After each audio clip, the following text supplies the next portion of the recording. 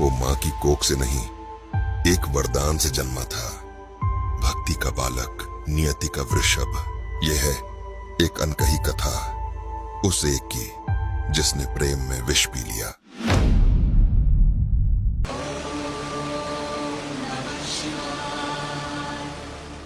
एक ऐसा समय जब एक ऋषि ने सब कुछ त्याग दिया, सिर्फ एक इच्छा के लिए। उस ऋषि का नाम था शिलादा, जिसकी भक्ति कैलाश के द्वार तक पहुंच गई। वे एक ऐसे पुत्र की कामना करते थे जो भगवान शिव का आशीर्वाद हो। शिलादा ने कठोर तप आरंभ किया। इंद्रदेव प्रकट हुए और बोले, शिव से प्रार्थना करो, तुम्हारी इच्छा पूरी होगी। जब शरीर मिट रहा था, तब भी भक्ति अडिग खड़ी थी। शिलादा ने हाथ जोड़कर वर मांगा, प्रभु, मुझे एक पुत्र चाहिए। भगवान शिव प्रसन्न हुए और बोले, तथास्तु।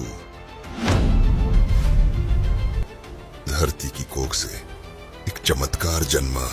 आकाश से एक दिव्य वाणी गूंजी, शिलादा, इस बालक को स्वीकार करो और इसका पालन पोषण करो। एक तेजस्वी बालक सूरज की तरह चमकता हुआ। शिलादा उसे अपने घर ले आए और उसका नाम रखा नंदी। परंतु ईश्वरीय वरदान को भी भाग्य की छाया ने घेर लिया। नियति को चुनौती देने नंदी ने शरण ली उस एक की जो भाग्य को बदल सकता था। नंदी ने आंखें खोली और भगवान कैलाशपति को अपने सामने बैठे पाया। आज से तुम वृषभ रूप में मेरे द्वारपाल बनोगे। मेरे वाहन, मेरे परम गण, हम सदा साथ रहेंगे। समुद्र मंथन के समय जब सर्पराज वासुकी को रस्सी बनाकर मंदराचल पर्वत से समुद्र को मथा गया, तो वासुकी के विष से सारा सागर जहरीला हो गया। केवल भगवान शिव ही उस विष का समाधान कर सकते थे। उन्होंने वह कालकूट विष अपने हाथों में लेकर पी लिया। देवी पार्वती ने उनके गले को कसकर पकड़ा, जिससे विष उनके कंठ में ही रुक गया, परंतु विष उनके मुख से टपकने लगा। तभी नंदी एक विशाल छलांग में समुद्र में कूद पड़ा और शिव के मुख से गिरता हुआ विष पी गया। उसने सब कुछ दांव पर लगा दिया, सिर्फ ब्रह्मांड को बचाने के लिए। देवता और असुर स्तब्ध होकर ये दृश्य देख रहे थे।